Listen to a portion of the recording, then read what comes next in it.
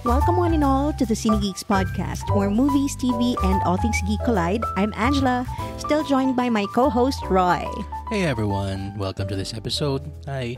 Alright, for today's episode, medyo mag-break muna tayo from talking about the latest releases in our local cinemas.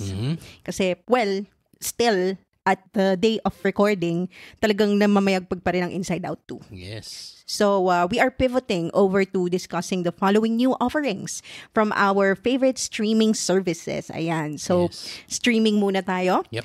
House of the Dragon from HBO. Doctor Who from BBC and Disney Plus Philippines. The Boys from Prime Video and Bridgerton from Netflix. Yep. Tama yung sinabi mo kanina na for now, iwan muna natin ang movies. Pabayaan muna natin si Inside Out dun. Yeah. TV muna tayo, or streaming, should I say. Yeah. Okay, but before we continue, we would still like to remind everyone who hasn't done so to please follow our pod wherever you listen to podcasts like Spotify, Apple Podcasts, and YouTube. Also, set your players to automatically download our new episodes so you don't miss out on our fun Cinegeek conversations. Please don't forget to follow us on Instagram, TikTok, Facebook, Threads, and X, aka Twitter, so you can join in on the fun. Also, visit our website, www.cinegeekspod.com, for the latest in movie and TV news and reviews. And by the way, if you haven't done so, please join us on Facebook. We have a group called Cinegeeks PHHQ. There, we regularly interact with our fellow Cinegeeks about movies, TV shows, and all things geek. We regularly post stuff.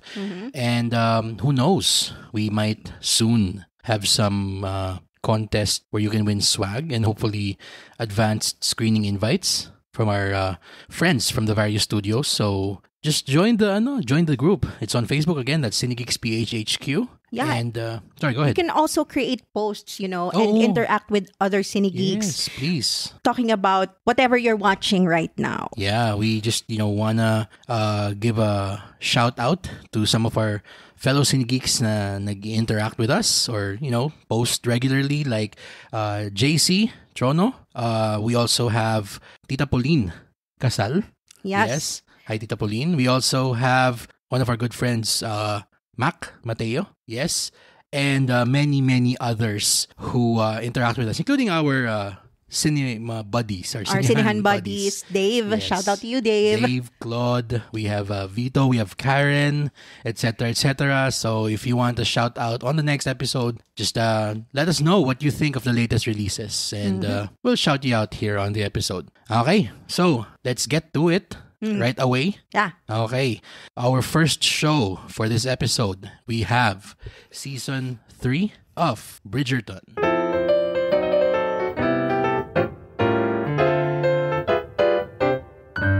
Okay.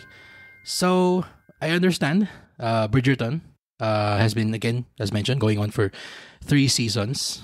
Full disclosure, hindi ako nanonood. Yeah. This is a you show. Okay. So we have an Angela show. An Angela show. But from what I understand, okay, from the few times na nanonood ka na either nasa sala, na ikaw yung nasa TV muna. Or on my iPad. On your iPad. Most of the time, yeah. I can see na yung it's a Victorian set. No, it's Regency. Regency. Sorry, my bad. Regency era. Yeah. England. Pero meron siya nung parang mga stylistic flair, like yung anachronistic music. True. Okay. Well, it's a Shondaland show, by the way. Of course. Shondaland. Of course. And it's based on a romance novel. Okay. By Julia Quinn. Okay. All right. So, yung kanina mga sinabi ko, I understand that those are very, very surface level things to pick up about Bridgerton. But before I ask you about what you thought of Season 3, siguro could you give us like a quick background as to where the story is so far for Bridgerton? Wait, sorry. Before you continue, tanungin ko lang ano ba to? Para ba tong serialized version ng mga Precious Hearts na mga novel? Mga ganun. Actually, Sobrang malapit doon. Okay. Especially yung mga medyo erotica na Precious Hearts. Medyo lumabas naman yung edad natin. Hindi ko sinabing Wattpad. Ang sinabi ko, Precious Hearts eh. Uy, naalala ko yun nung high school. Oo, nasa tabi ng cashier yun lagi pag nasa national ka. Oo, yun yung huli mo tama. makikita bago ka magbayad ng ballpen mo, ng notebook mo. Wow. Yun. Tapos pagbata ka Rich pa. kid. Kami kasi nung... Gabi, rich kid, hindi naman. Sa public school kasi, nirerentahan lang namin yun dun sa ate sa baba. Grabe. Tapos parang 10 piso, 3 araw na. Wow. Or parang, hindi naman siguro 10 piso, siguro mga 20, ganun. Okay. Nire-rent mo siya. Tapos talagang, yung binabasa kong mga nun, talagang yung medyo brownish na hindi yung parang bagong-bago na nasa National Bookstore. Nalaspag na yung libro. Anyway, sige, going back. What's the story or where are we so far in the Bridgerton saga? Ayun, like I said, this is the story of the Bridgerton siblings. And all their names are parang in alphabetical order. So A, B, C, D, E, F, G. We started with D, si Daphne. Okay. So, yun yung season 1. And then season 2 was Anthony. Siya yung panganay, Bridgerton. And then, tong pangatlo, supposedly, yung order sa books is dapat yung story na dapat ni Benedict, yung pangalawang kapatid. But they skipped that and went directly to the 4th book. So, kanina, just to check if I got you correctly, sabi mo, yung release ng Bridgerton books, story-wise, is alphabetical. Yung parang book 1 is A... No. Or book 1 is D. Yung magkakapatid, yung pangalan nila, from eldest to youngest, is in alphabetical order. So hindi parang importante dun sa release order yung alphabetical order. Hindi. Oo, kasi Okay, yung sige, season 1 was sige. si Daphne. Okay, sige. Sorry, medyo naguluhan ako kanina din. Pero sige, please continue. Yan. So yung novel series, Daphne's Story. The second book was Anthony's story. The third book was Benedict's story. So yun dapat yung magiging season 3 if we follow yung kung paano talaga yung book order. Pero they skipped to the 4th book, which is Colin's story. And this is the story of Colin falling in love with his best friend, si Penelope Featherington. And siya actually, secretly, si Lady Whistledown. Siya yung parang gossip girl. Okay, so may ganong element din sa Bridgerton. Okay. So, yon. So, parang from friends to lovers, transition, and then her dark secret. Yun yung tinatakal nitong season 3. Okay. Penelope has always been my favorite character in the series since season 1. Kasi mas nakikita ko yung character development niya dun sa season 1 and 2. Okay. She is a wallflower, described as a wallflower both in the series and in the books. Tapos, nagkakaroon lang siya ng power through her parang gossip girl persona. And now, parang yun nga, since lagi niyang ginagamit yung Bridgerton family dun sa mga columns niya, merong konting conflict of interest kasi she wants to marry into the family kasi secretly din, since childhood, in love siya kay Colin. Pero Colin only saw her as a friend. So, Yorn. Alam mo, parang may movie na ganito yung kay Marvin and Jolina. Parang, oo, kaibigan mo ko, kaibigan mo lang ako. Parang ganun. Okay. If you know the title of that movie, please comment it on our Spotify comment section. Sige, go. Anyways, napaka tale as old as time yung unrequited love o kaya yung secretly in love ka sa best friend mo. Okay. Pero kasi, I'm gonna go ahead and talk about the season na. Okay. And the spoiler warning, of course. Na-miss ko yung pagiging laser focus niya dun sa sibling nung season. Kasi, ang dami-daming mga ibang subplot na nandun sa season 3. Okay. Parang we meet these other characters and meron silang subplot. Yung kapatid ni Lady Danbury, para lang magkaroon ng parang romantic interest yung nanay ng mga Bridgerton. Tapos, yung boxer and his wife. Parang ang dami-daming storyline nakasabay nung story ni Penelope and Colin. Okay. Na comparing to the previous seasons, na season 1 and season 2, mas laser-focused siya. Okay. So, parang na-diminish ng konti. Parang naging background character yung dapat bida. For the season itself. Yes. Okay. And then, yung meron din silang mga binago from the book that I think, well, many fans were a little bit irked or parang bakit ginawa. Kasi yung isang sister, si Francesca, later pa in the book series siya yung magiging bida. Yung parang isa sa mga future romantic interests niya, they introduced the character, male character yun sa book, and they turned it into a female character. Gender swap nila. Oo. Okay. So I get it na they want to cater to the LGBT audience. And meron naman na-introduce na siya even before pa. It's not like there's a void of representation in the story, in the show. Kasi meron naman Parang it felt a lot like parang queer baiting lang, according to the other fans. So I want to know what other Bridgerton fans think about that. Yeah, please comment it on our episode comments page on Spotify. And also, ayun, yung naging story ni Penelope and Colin, it was a bit rushed dun sa part 2. Kasi this season is also the first Bridgerton season na divided into 2 parts. I don't know why they decided to do that. Kasi parang nawala yung momentum. Sana tinuloy-tuloy na lang nila. Ano kasi yan parang nagiging trend recently. Yung ganyan mga part 1, part 2 ng show. I think I can gather na what you thought about it in this final product. Pero if ever ba, could it have worked kung meron lang mga binagong parang plot elements or yung pagkaka-divide ng kwento, etong pag-distribute nila part 1, part 2 ng season 3? Or talagang unnecessary siya? Kasi both part 1 and part 2 sobrang scattered ng focus So magkaiba talaga, parang magkaibang show or magkaibang season altogether. Parang hindi bida yung dapat bida. Okay. Kasi ang dami masyadong subplot, ang dami masyadong storylines na sinusundan. True. So kung I would have loved it siguro, I would have preferred it if part 1 focused on the side characters, then part 2 mas sa kanila na nag-focus, pero hindi pa rin Wala, medyo parang masyadong na-excite siguro, I guess, in terms of writing. Ang daming gustong ibuhos agad, parang ganun. True, and may theory din kasi ako, parang they're all vying for spin-offs. Ay. Parang ganun parang ganun yung gusto nilang gawin. Kasi kaya ang dami-dami nilang ini-introduce na characters kasi dati hindi naman ganun Pero because of the success of Queen Charlotte na spin-off, na parang siguro nagli-litmus test sila. So para siyang yung equivalent ng meme na you get a show and you get a show and you get a show. Oo. Okay. Kasi parang I felt like hindi naman kasi relevant sa story ni Penelope and Colin yung story nung boxer and his wife. Napaka-random. Parang feeling ko kapag yung part nila lagi ako nag-check out. Coming soon to Netflix, Bridgerton, The Boxer.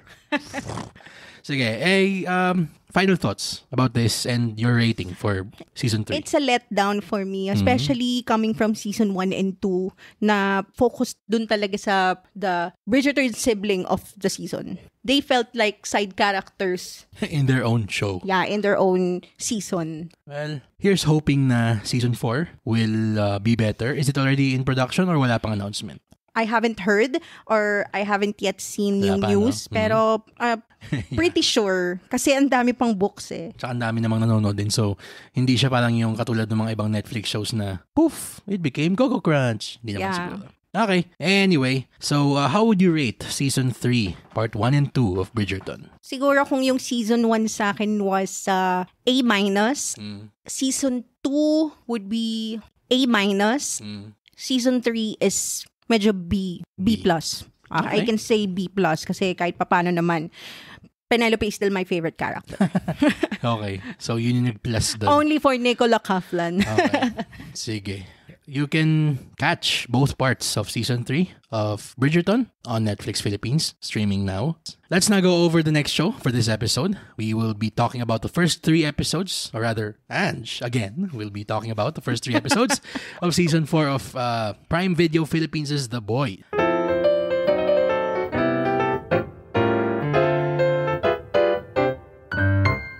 So, just a little background. Actually, kasi pagdating sa mga show, parang personally kasi kung hindi ko siya nasimulan at hindi ko na napanood yung mga parang quote-unquote required watch bago magsimula isang season, hindi naman sa hindi na nag-check out. Pero parang medyo I'll watch it at my time ba. Yon.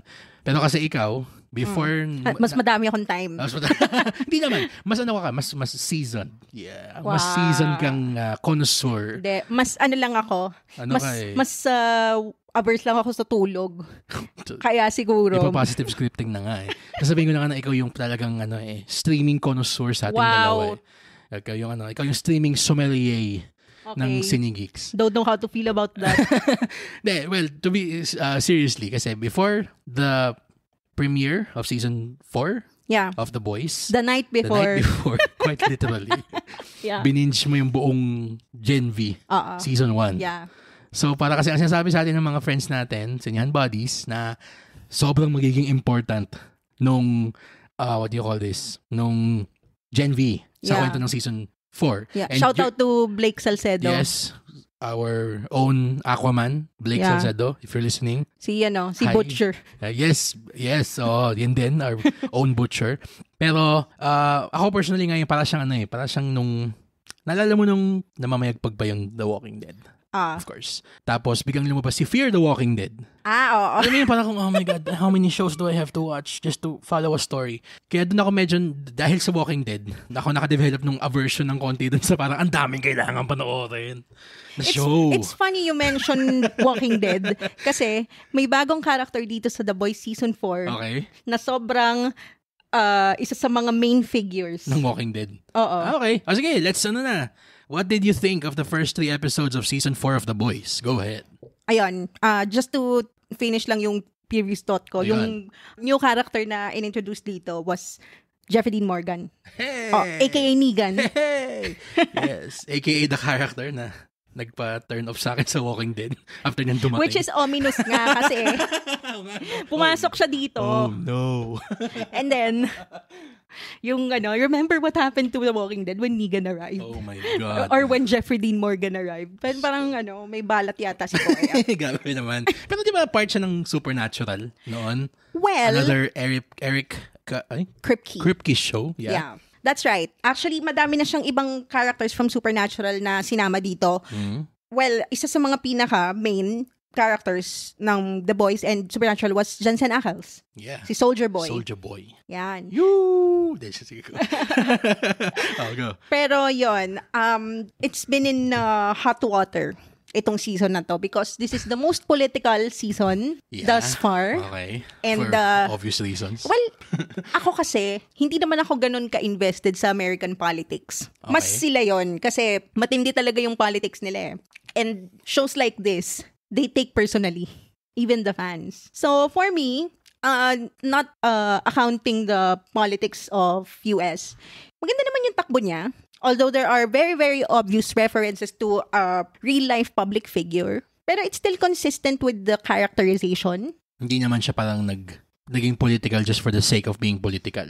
Sinundan pa rin naman niya yung established na kwento so far, nung mainline na The Boys, or hindi? Oo, kasi I believe so. That's for me, personally. Kasi nakikialam naman na talaga si Homelander sa pag-run ng vote company. Mm-hmm.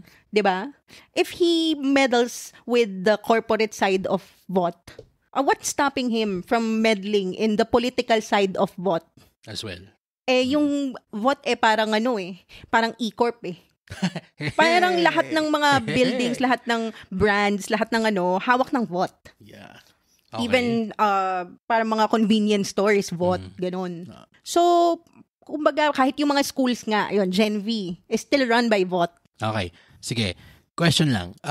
In terms of yung ating team, yung The Boys, the titular team, where are they? Where are the chess pieces on the board, kumbaga? Well, I think I mentioned this in the previous episode na, ayun nga, Starlight shunned her superhero persona. Yeah. She left the Seven. And si Huey naman is back with the boys. Okay. Mother's Milk is the boss now. Wow. Okay. As in, tinanggal na nila si Butcher. Because of his, his tendencies. Okay. And yung decision niya not to take the shot. Ito ba yung kay Ryan? Oo, yung season 3. Pinili niya si Huey, di ba? Okay. Yon. So, parang, yun na yun Parang, everything they did, all they sacrificed for the mission, lahat na sayang. Okay. Because of Butcher. Okay. And yung abuse niya nung Temp V. Yung, yes. That I remember. Na nag-powers siya sandali, di ba? Okay. Pati si Huey, di ba? That was weird. Yan. Pero sige, go. Continue. And he's now suffering the effects of his abuse of Temp V. Kasi Okay. meron na siyang terminal disease. Si Butcher. He has 6 months to live. Okay. And aware ang lahat doon, even Homelander and Ryan. Oh, okay. Yeah, spoilers na tayo dito ha. Sige. So, andun pa rin naman yung signature crass and vulgar style ni Eric Kripke. Okay. Pinaka nagustuhan ko doon, yung TruthCon, yung parang convention ng mga conspiracy theorists.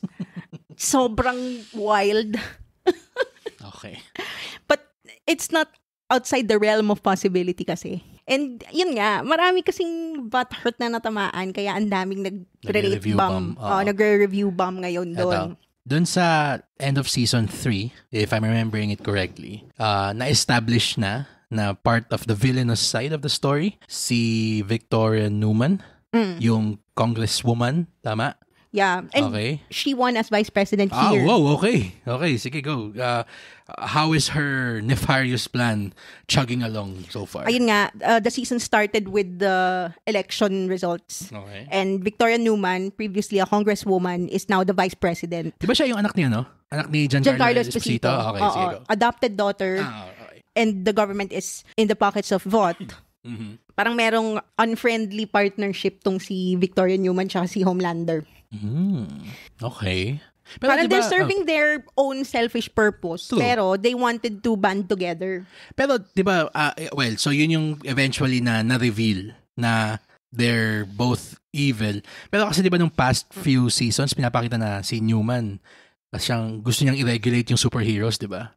Pero yung front platform. niya lang yun. Front lang niya yun. So lumabas na ngayon yung true colors niya so far. Pero yun nga yung hawak ni Homelander na secret niya. na alam ni Homelander na soup siya. Okay. Siya si head popper. Oh. Siya yung nag-explode ng heads nung mga nandun sa Congress. Oh, okay. Sorry, nakalimutan ko na. Okay, sorry, sige. I give it a watch. Medyo interesting na yung nadidinig ko so far. Yes. Please do. Yan, so we get to episode 3 na merong parang ice skating show. Parang nakita ko sa Instagram yung ad niyan. I don't wanna spoil it because it's so good. Grabe. Sobrang no words can describe it. Talagang you just need to see it Okay. to appreciate it talaga. Sige. Ito, final question na lang since ito yung nagpagsimula natin kanina. And vote on ice, sorry. Sige, please go ahead. Naalala ko sa vote on ice yung sa mga Instagram na reels na yung parang ang pathetic na ni The Deep. Just parang, watch this, please. Yun yung nasa ad dun sa Instagram. How pathetic is he now? Even more pathetic than last season ba? Kung pathetic dati na naaawa ka, ngayon mas pathetic na icky. Icky pathetic. Oh my God. Sige. Okay, now I'm on board. Yeah. Okay, pero ito, very important question. Sabihin natin may mga katulad ko na may aversion to being completionist in terms of shows. Do I need to watch Gen V to understand the first 3 episodes so far? At this point, no. No, not yet. Wala pa namang siyang direct connection to the Gen V plot. Okay. Siguro mai-introduce lang yung mga characters from Gen V dun sa mga future episodes pa. Okay. Pero so far hindi pa. So far wala pa. Okay. As of recording, yung first 3 episodes, wala pang connection sa Gen V. Okay. So you can go ahead and watch this and then catch up na lang after. Para lang parang, so siya yun pala, parang ganun. Okay. Actually, parang hindi nga siya necessary viewing kasi pwede mo namang panoorin yung Gen V after the season na. Para lang ma-fill in ka dun sa history nung mga bagong characters. Okay. Alright. Okay. So, we're not gonna be giving a rating for the episode so far. Because you haven't seen it then. Ako din, and we're gonna be having another episode, siguro, when this season ends. Okay. For our full rating. So, that's it for the first 3 episodes of The Boys, Season 4. All right. Let's now go over to the next show for today, episodes 1 to 7 of Series 14 of Doctor Who on Disney Plus Philippines.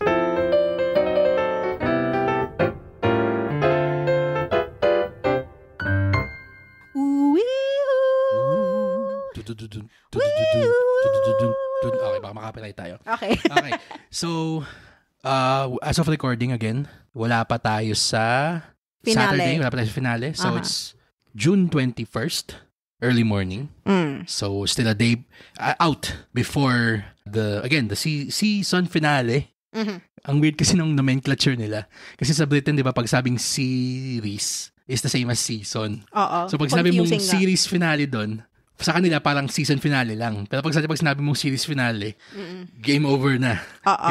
Okay, so, season finale of Doctor Who comes out on Saturday, June 22nd. So, we're gonna be just going over quickly episodes 1 to 7 of this show we absolutely love. How are you finding the season so far? Sobrang magnetic ni Ncuti on screen. I know, right? He embodies the Doctor in many, many ways. Yung manic, excited, anxious, and sobrang hyper.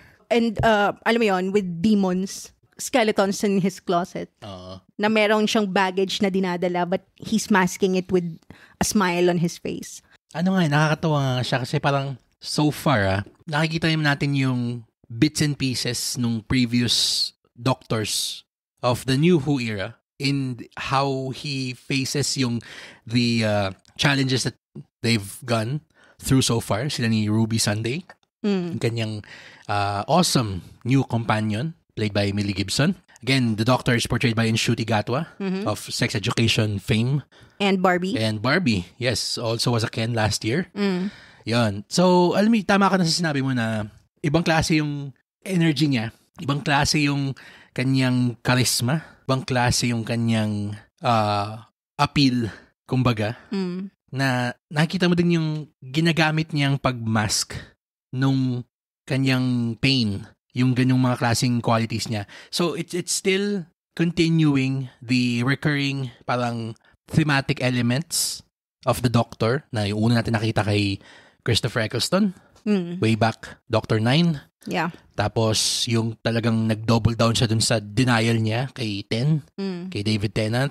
Tapos, yung dinaan niya sa parang pa-whimsy, delusional Joy. Parang gano'n pa siyang si Joy. Yung kay Matt Smith. Na, lagi na lang tinatago, siniset aside si sadness. Oo. And, sorry, whatever the hell Jodie Whittaker was. Sorry, I mean... She's anxiety. Okay, sure. High praise? Not her fault. Yeah. It's the writing. Well, pero yun na nga Ang nakakatuwa kasi over the 7 episodes that we've had so far for this Doctor, si 15th Doctor, nabalik yung ang dami nating emotions na naramdaman through these 7 episodes Akala ko sa Inside Out. Well, I mean, parang nanonood na isang season ng Doctor Who dun sa kalahating oras na Inside Out.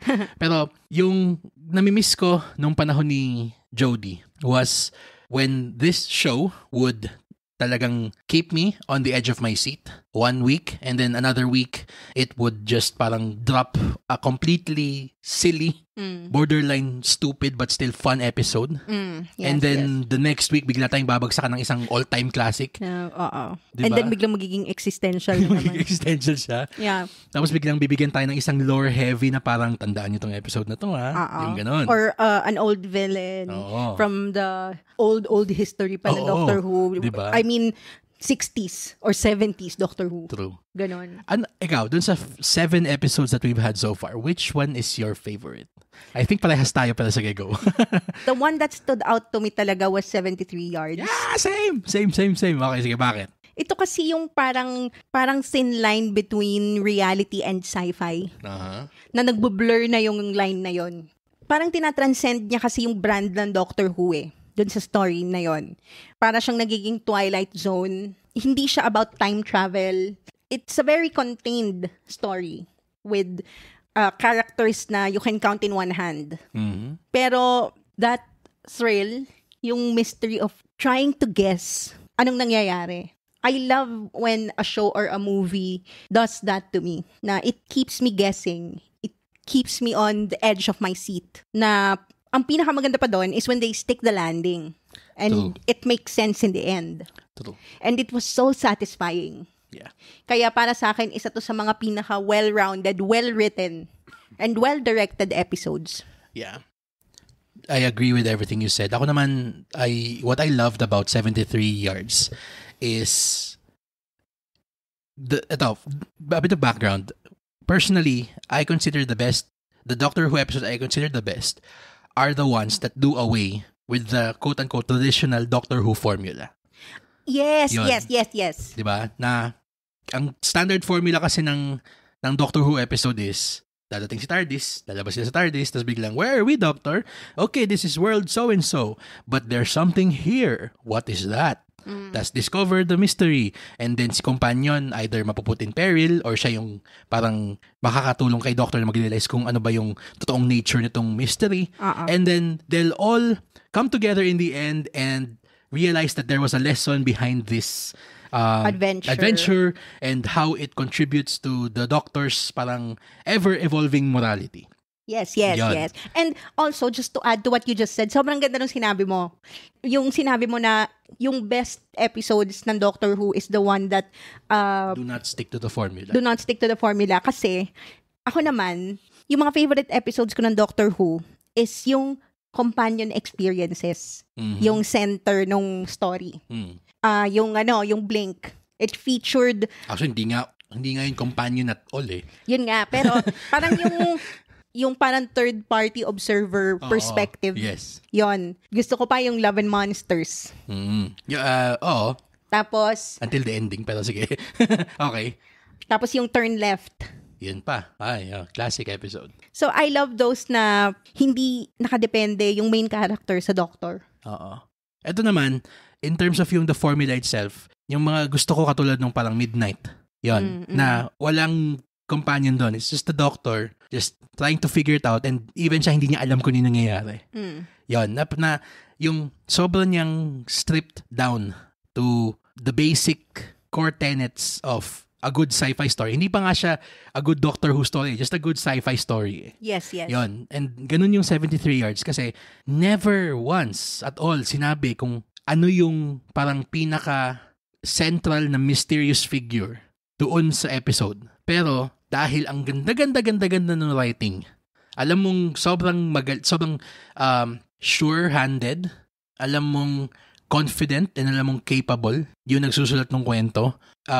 You're willing to just go along for the ride and you parang want the show to just surprise you with where it's going. Yes. Now, I understand as well na for some, this is a very divisive episode kasi nga walang Doctor dito at all. And actually, yun nga, the central mystery itself isn't explained. Siguro, I guess that would be a matter of personal preference. Pero yun na nga, andun ako sa camp ng when I digest my sci-fi or mystery stories, I don't want to... Actually, it's even better na wag mong sabihin sa akin kung ano yung mystery itself. Let the mystery linger in my head and let me parang come up with my own conclusion as to what the hell just happened. Yon. It's the same way na kapag ka nakakita ka ng magic trick, you want to wonder how they did it. Naalala ko naman kanina, bago tayo nag-record, nanonood tayo ng What We Do in the Shadows. Tapos yung parang siya sa episode na yung Vampire Theater Chuchu. Tapos bigla may magic trick sa stage. Ito si Colin Robinson. I know how they did that. Sabi niya, please, just let me enjoy this. Sabi ni Nadja. Parang ganon. You don't want the secret of the magic trick explained to you. Parang you just wanna enjoy it. Ganon. Oo, diba? And yun na nga the best sci-fi and / Doctor Who, even Star Trek stories are the ones where it's the narrative momentum of the episode, of the writing that just carries you along. And you forget na you're watching a show. You just want to see where this story goes. Yes. That's what great storytelling is. You forget na you are watching something and you are swept along or swept by the experience. Exactly. And that's what 73 Yards did for us. And I have a question for you. Since this is like parang season-long arc na nagluloom over our companion character, si Ruby Sunday. It's been alluded to parang almost every episode na there's something about Ruby. Not a Cameron Diaz movie. Okay. Pero there's something about Ruby. So, feeling ko, ito nang sa finale na siya i-reveal finally. Okay, Do you sige. have any predictions? Sige. Bago natin yan, just a table setting na mabilisan lang. So, what Angie's talking about is, so far, season 14, okay?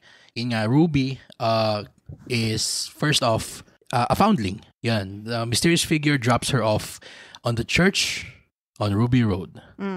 And Hence her name. Hence her name. Dropped off on Ruby Road on a Sunday. So, Ruby Sunday. Christmas Eve. Yan. Tapos, dun sa 6 episodes before the penultimate episode, episode 7, they keep seeing the same face over and over again of a woman. And actually, napaka-cheeky nga nung meta hint about her. Kasi the actress's name in real life is Susan Twist. Susan Twist. Yan. So, that got everybody buzzing. Parang, okay, wow, Susan Twist. So, may twist. Tapos may katapat dun sa, yung sa The Devil's Cord. Sa dulo. Another great episode, by the way. Featuring Jinx Monsoon, the yes. queen of all queens. Yes. RuPaul's Drag Race fans. Hello, hello, hello. As, ano yung pangalan niya dun? As the Maestro. Maestro. Yan. Sobrang, masabi ko lang pala, ang ganda nung may sequence dun na sobrang epic. Yung bigla niyang sinak out yung lahat ng sound sa mundo. Ang ganda nung sequence na ibang klase yun. I love that. And any story that, includes the Beatles. Yun. Up there for me. And then there's yung song number nila sa dulo. Ang pangalan is There's Always a Twist in the End. Yeah. Tapos, nakita na natin doon na, may isang actress doon sa credits na pangalan, Susan Twist. Yes. Diba? Tapos every episode, it's the same actress. Ano sabi na? Is an ambulance, is a hiker, para siyang, she's a mother of the parang yung mga bata doon sa isang planet, yung sa Dot and Bubble. Tapos she's an engineer or whatever. Basta lumalabas siya lagi. Yan. Tapos, yun nga, naisip natin, oh shit, Susan Twist. So, may twist in the end about the Doctor and Susan. Long-time fans will know that Susan is a very important name. Especially sa lore ni Doctor. Oo. Kasi siya yung granddaughter ni Doctor. Susan Foreman, the granddaughter of the very first Doctor. Back in 63. Yeah, wow. William Hartnell. Yes. 63, basta, ganun na katagal. Late 60s na siya. So, dito sa episode 7, The Legend of Ruby Sunday, na-reveal na, red herring lang pala siya. Hindi pala siya talaga yung big twist. There's this even bigger evil. An old villain from the fourth Doctor. Yeah. Woohoo! Grabe, deep cut na talaga to. Makes sense actually given yung logo niyang bago. Di ba yun yung logo niya, no? Yun yung Doctor Who logo is logo ni Forian. Ganun ba? I did not know that.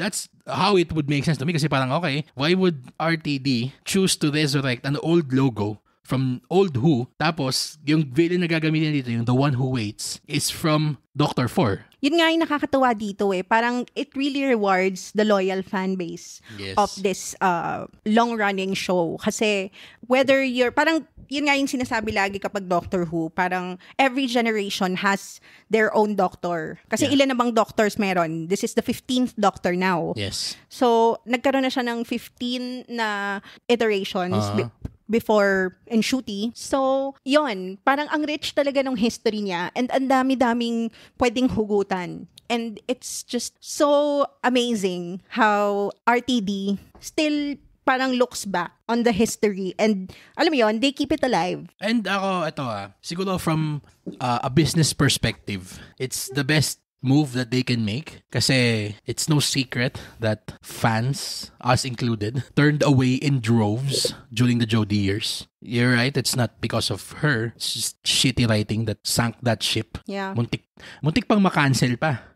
yung show. It was itself. really that bad. Nag-turn away talaga yung fan base diba? Sa Doctor Who nung panahon na yun. Kaya talagang okay, what do we need to do to get everybody back? Tawagin si David Tennant. Yeah, okay. Tama. And that's what they did. Oo naman sa kahit anong sabihing Doctor Who. Kaladkarin din yun. Pero ako, sige, I won't pretend to be a huge Doctor Who nerd. Alam ko na there are bigger nerds than us. And we have our friends with more learned Whovians. Yeah, Karen and Lorna. Karen and Lorna, yes. Shout out to you guys. To our cinema buddies. So, hindi ko alam. Hindi ko kilala kung sino tong si Sutek. Si The One Who Waits. Yeah. Pero ito, let me just reel you in back to my original question. Sorry. I'll go. Yeah, ang dami nang naging tangent Ano sa tingin mo yung mystery about Ruby Sunday? Actually, at this point, given where the story is so far, from my understanding of the story so far, parang biglang nag-take ng backseat yung mystery ng identity niya. Kasi biglang sinabi na Sutek is the one who waits. Ngayon, etong the one who waits na parang moniker niya, sinabi pa lang yan nung kay Toymaker pa. Before introducing us to Ruby Sunday. Pa. So, ako, I'm all for finding out about who she is. Pero, siguro medyo madami na silang threads na nabuklat doon sa kwento so far. Kaya itong finale na lalabas on Saturday, so Friday is the time of recording, parang I want them to resolve the Sutek thing first. And I'm so happy na there is going to be a Christmas special this December featuring the return of my personal favorite showrunner na magsusulat ng episode, Steven Moffat. Yes. Okay. So I expect a batshit crazy episode sa Pasko. Ang pangalan nun din, Joy to the World. So it's another Christmas episode. Oh, so we have a history of very good Christmas episodes. Yeah. And yun na nga eh. So alam ko, okay lang sa akin na hindi pa ma-resolve kung sino siya. Kasi meron pa tayong Christmas. And tatapos ng mag-shoot ng series nagtapos na mag-shoot. Ito talaga yung season tsaka series. Nakakabulol talaga. Natapos na mag-shoot ng series 15. Okay. So, one thing to add lang din dyan. Ang daming nagpo-post sa Reddit ng Doctor Who na parang, bakit, may miss ko yung time na 13 episodes siya per season? Blah, blah, blah, blah, blah. Eh, may mga filler episodes nung panahon na yun eh. Oo. Pero kasi, ang mas pragmatic na way of looking at it is, mas okay na tong 8 sa isang taon given sobrang ibang klaseng special effects niya. Kaysa naman every other year sa lalabas. So yearly. Yearly naman siya. Babalik tayo sa yearly. Yun din yun eh. True. So next year meron tayong series 15. And then Christmas. And then ganon. So on and so forth. Okay. So I'm okay with waiting until Christmas to know who she is. And it's fitting din naman kasi Christmas din nag-start yung story niya. Exactly. Diba? Okay. Tapusin muna natin kay Sutek. Kasi kay Neil Patrick Harris pa nagsimula yung The One Who Waits eh. There you go. Ikaw, yeah, that's true. Do you agree with me or do you have parang, would you really want to know who Ruby is na? Of course, I really want to know kasi talagang ang dami na nilang parang breadcrumbs na kinalat dun sa buong season eh. Okay. So parang para sa akin, just freaking say it. Sino ba siya? Pero feeling ko naman na they'll go over it patak-patak pa rin kasi meron 'di ba yung Tales of the TARDIS na parang mini show or something. Hindi ko pa, I'm not really aware or parang well-versed about that. Hindi yan show yung pa so far. parang Big Fish. Hindi siya Big Finish, hindi siya Big Finish story. Magiging show siya talaga. Okay. So hindi ko alam kung parang is it going to propel the story forward or parang yung alam mo yung short treks sa Discovery nung dati. Yung parang mga short episodes na ganun. Parang Torchwood, ganun? Hindi Torchwood. Naalala mo nung Discovery, ng between seasons, may lalabas na parang 3 15-minute episodes sa Netflix. Nasa Netflix pa yung Discovery. Diba? Tapos yung may kwento yun, yung Calypso, yung nahanap 1,000 years into the future yung Discovery na walang laman. Yung mga ganun. Feeling ko ganun lang siya na magiging, sige to. Baka parang Marvel shorts. Naalala mo nung panahon nung 2008 and something pa. Yung mga webisodes. Sa Thor, merong gano'n. Yung mga gano'n. Yung parang sa Lost, di ba yung may mga webisodes yung mga taga-Dharma Initiative na mga sino tong si ganito, sino tong si ganyan. Yung mga 10 minutes lang. Okay. Yung mga gano'n. Okay. So parang feeling ko na doon nila i-fill in yung kwento leading up to Christmas. Okay. Pero, see. We'll be seeing the finale June 22. So, just like The Boys, this is a continuing story. Wala pa tayo rating. Yeah. Okay. Let's move over now to the last show for this episode. The much Finally. anticipated second season of House of the Dragon on HBO. Yeah.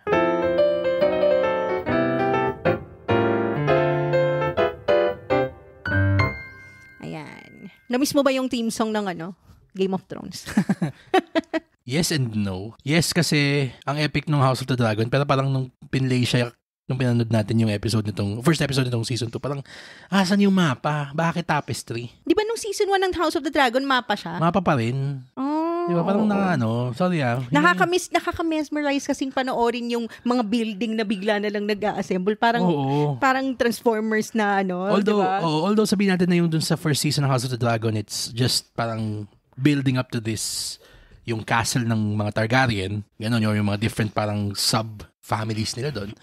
Ito kasi parang weird. Bakit tapestry? Anong pakuluto? Di ba? Would you say that Westeros is getting soft? Shall we lead with that? Sige, let's go. Hindi, sige. Let me start muna. Ito muna yung first question ko. Sige, go.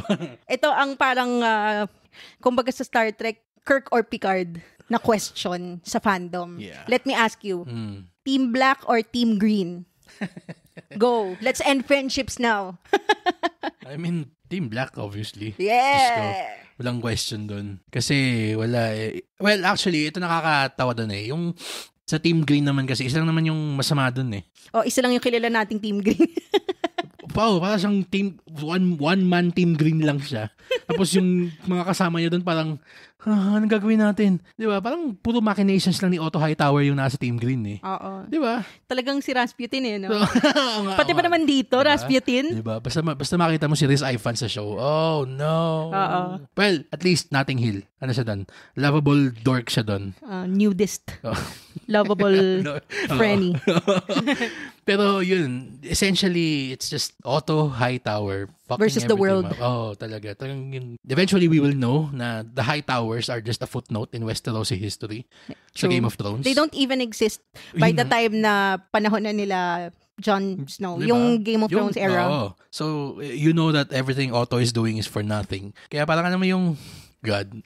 Some people already know where this is gonna go. Ako, I haven't read one page of this saga. Kahit yung mga side books ba.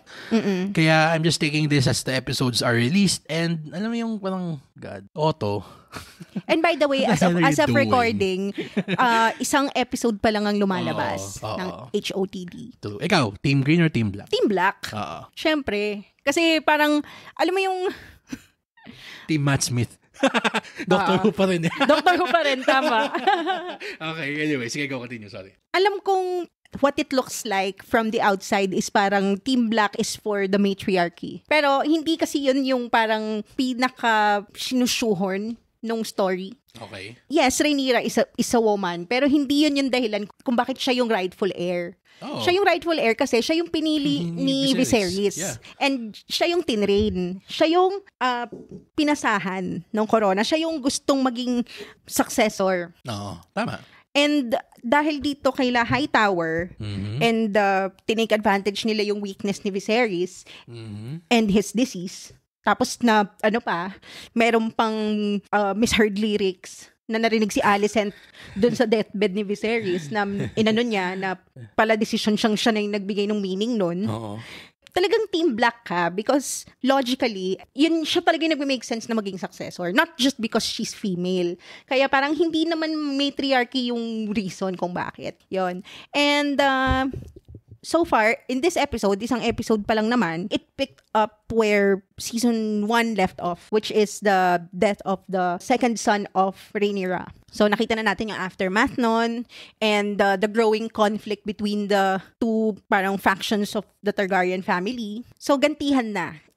Ito na yung umpisa ng ubusan lahi. Pero may mga criticism siya kasi that particular scene daw na parang comparable to the Red Wedding. Okay, yun. Was tama. watered down. Sige, yun na. Kaya ako sinabi kanina na parang, should we start with that? Okay? Ano yung tanong mo kanina? Is Westeros getting soft? Yes. Answer is, yes, it is. So, as is, yung sa episode, before natin siya discuss with our other fellow fans or yung the cinema buddies, the scene itself in question, which involves yung pagpatay doon sa anak Targaryen, the king of Westeros right now, which is yung anak ni Alicent. Yes. Okay? Para siyang, ang labas niya doon sa show ngayon is it's a comedy of errors because of two stupid sellswords. Si Dumb and Dumber. So yung pala si Not D&D. Si Benioff at saka si Weiss pala yun. Yung representation nila sa show. No. si Blood at saka si Cheese. Screw you, Benioff and Weiss, forever. Kahit anong gagawin nyo, wala kayong kwenta kayong dalawa. Yeah, anyway. So if you wanna look up the background of what we're talking about, yun yung Blood and Cheese.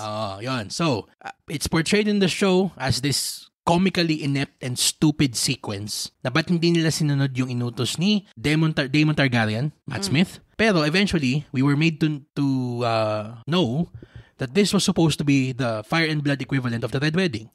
Na sobrang niyang talagang nakaka-traumatize panoorin ulit. Kasi yung the way it's set up in the book is hindi lang siya dahil parang the sellswords chose a child and then killed him or what. And the moral conundrum that is put on Helena, the mother. Yung nanay ng mga bata, napapapiliin siya kung sino yung gusto niyang mamatay. And nadinig yun ng mga anak niya. Yun. Kasi may pinili yung si Helena eh. Yun, yung asawa ni Aegon Targaryen, the king. The sister wife. Sister wife, yes. So, to go back to your question, yes, Westeros is getting soft.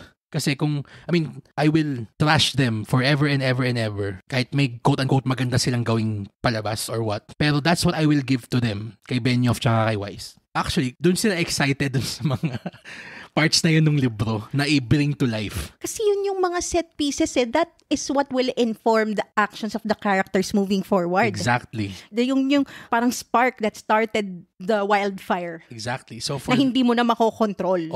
For them to chicken out and then not show the event in its full brutality, para siyang, ako sa akin, nung pinanood natin, tapos na-realize, nung nalaman natin dapat pala mas worse pa siya, para sa akin, oh my God, Game of Thrones, nabawi mo na yung sarili mo nung season 1 ng House of the Dragon. Oo nga. Gagawin na naman natin to. Are we gonna be doing this again? Are we? Yeah, pero ayun nga, medyo disappointing talaga kasi, after Red Wedding, doon na mas naging invested lahat ng tao sa mga Stark eh. Diba? Actually, tama ka doon eh. Kasi simula ng Red Wedding, doon ko lang pinanood yung Game of Thrones talagang, sige, kailangan mo i-marathon lahat yan. You need that trauma. That's what galvanizes an entire population to watch this show. You need to be fired up. That's what makes this water cooler stuff. Napanood mo ba yun? Kailangan intense yung reaction ng mga tao for them to get on this, di ba? Kasi ito nakakatawa. Last season, ang dami niyang ganun. Sunod-sunod pa nga. Oh my God, napanood niyo ba yung ganun? Puro siya mga WTF, OMG moments last season. Sunod-sunod. And hindi na nga siya parang unexpected or parang controversial because it's their brand. Yeah. Di ba? That is the Westeros brand. So why? Are we watering this down for the very, very sensitive audience members whose generation I will not name now? Grabe. Para lang hindi sila quote-unquote offend. Jesus Christ, this is Game of Thrones. It's meant to offend. Okay? That's the brand of the show. Yun nga, kaya nga which is sobrang disappointing. Meron na silang naset na expectation sa atin eh. They just have to, tame that. Kaya parang trust your audience. They have taken worse than this. Parang ganon. They can take it. God. Real life is worse than this. My God. Parang, why are we now chickening out on media? My God. So sayang kasi it's one of the plot lines ng Dance of the Dragons na talagang nag-spark talaga ng vitriol nila sa isa't isa eh. Oo. Kasi parang as is, it just continue, it can actually continue the conflict dun sa pace na meron niya ngayon. So parang okay, sige, wala nangyari. And then ang mas pinili nilang shock value moment dun is seeing Alicent on top of Criston Cole. Mas yun yung pinili nilang shock value. Parang, and ito pa nga, sabi ni Olivia Cook na mas wilder pa daw yung sex scene na yun. So parang watered down din pati yun. Kasi ang pinakita lang yung likod niya. So, pero parang mas animalistic pa daw yun. That kinot na. So we ended up choosing a different angle to quote-unquote create controversy, ends up getting cut, and then we end up losing everything. Yun nga eh. So kasi stupid. Parang it could have been very metaphorical. Kasi parang merong illusion si Alicent ng honor and respect sa vow of purity ni Criston. Pero continually ina-abuse niya din si Criston. Parang ganon. So tapos pati yung purity ni Criston Cole, yung sinumpaan niya, is being Ano na yun eh. Kasi okay naman yun sa pinakita dun sa simula ng episode. Na yung may thing sila, tapos may ginagawa sila, tapos pero yung sinabi lang na parang we don't do this again. Okay, sige. I understand the narrative rhyming na gustong gawin nila, parang sinabi nila to sa simula, pay off to sa dulo. They say one thing and then they're doing something the opposite. Worse. Or not worse, parang more, parang boundary pushing than what they said na parang we don't do this again. Pero kasi, why did they sacrifice the impact of that plotline? Essentially parang neutering what's supposed to be the Red Wedding of Fire and Blood or House of the Dragon and just parang ang ending is yung pinili nilang parang quote-unquote more controversial stuff, hindi din pala nila ipapalabas. Well, mas nag-bank sila dun sa isa pang brand ng Westeros, which is sex. Hindi din nga pinakita din eh. Yun na nga. Kahit yun, watered down din. Watered down. So who are we watering this down for? Yeah, I don't know. Pero this Kids is just... don't watch Game of Thrones or House of the Dragon. This show is for us, the adults. Why are you watering this down for us? Nakakainis lang. True. Well, it's just episode 1 pa lang naman. Marami pa silang chances to do better. Good. Alam mo yung sobrang short ng leash ko para sa palabas na to. Kasi para siyang after the bullshit that they pulled ng ending ng season 8 ng Game of Thrones. Parang, alam mo yung pag meron kang kamag-anak na tinarantado ka, tapos nag-sorry, nagpakita ng contrition, tapos biglang babalik dun sa ginawa niya. Mawawala yung lahat ng amor na ano niya eh, na build up niya very, very slowly eh. Parang ganito yung pakiramdam ko sa kanya ngayon eh. Parang sige, we're still gonna watch this. Yeah, because we want to know where the story goes. Pero as far as the goodwill that season 1 got for me, okay, medyo back to zero siya ulit para sa akin. They have to do something really, really crazier than season 1 for them to parang still get the feeling na, okay, sige, they're trying to make up for the clusterfuck that was season 8. Pero as it stands now, parang the trust is gone. For now. Again. Yeah, for now. And I don't trust them to regain the trust again. Sadly. Well, may chances pa rin naman. Pero, ayun nga, they really have to earn it. Yeah. Ikaw? I agree naman with everything you said. You said a lot. So, parang, yun na, wala na kayo ba masasabi? Kasi alam mo yung parang yung pakiramdam na ito pag sa Game of Thrones. Parang you're going back to an abusive relationship. PTSD. Parang pinatawad mo yung abuser mo. Parang, sige na, hindi mo na uulitin yan na, please. Tapos biglang ginanong ka na naman. Wow, hugot ba yan? Hindi naman. Hindi naman. Hindi yan. Ayun lang na parang siyang... Yeah. PTSD. Yung season 1 feels like a honeymoon phase. All of a sudden. Na parang yung 3 linggong nagtino siya bigla. And it took them 2 years. To make this. Diba? Ang tagal nating naghintay after season 1 na fairly good naman. And na season 1 was great. Na ano naman nila tayo, nabawi nila tayo from Game of Thrones finale. Pero yun na nga eh. Sobrang may asterisk kapag sinabi mong great. Parang you're still on thin ice. Yun. Tama yun. Yung hinahanap ko yun. Kumbaga, wala ka pa sa solid ground eh. You're still proving yourself to us. And then, ayan namin, nakikita kaming cracks. So, you better cross that thin ice and get to solid ground. Quick. Yeah. Otherwise. Yeah. So, I guess I that's it. can't believe I'm saying na I miss the brutality of Benioff and Weiss. But we do. Ako personally, I do. Kasi it informs where the characters are gonna come from eh. Sige, I miss their brutality. I don't miss them. Please, huwag na kayo magpakita sa kahit anong palabas or show anymore, please. In terms of storytelling and characterization, important to eh. Tong event na to. Yeah. So, yeah, withheld ulit ang rating natin because it's episode 1. So, babalikan naman natin. Not a good start. Pero, yeah. Medyo, shaky. Shaky ground siya. Nice. Parang hindi siya yung parang bonggang opener that will blow your mind kanya. Hindi eh. So, yeah. Ay, ito na naman tayo sa Game of Thrones. Game of Thrones. What an abusive relationship. Alright. Anyway, tama na to. Yeah. That's it, I guess. I guess that's a good point to stop na. Oo, tama na. Puso ko. Mabubuklat yung mga sugat natin sa season 7 and 8. Ayan pa. Okay, that's it. That's it for today's Cinegeek TV Roundup. Okay, if you've seen anyone or all of the shows we've talked about today, we would absolutely love to hear your thoughts about them. Comment it on our social media accounts down below on our Spotify episode page, or if you're a part of our Cinegeeks PHHQ page, let us know of what you thought.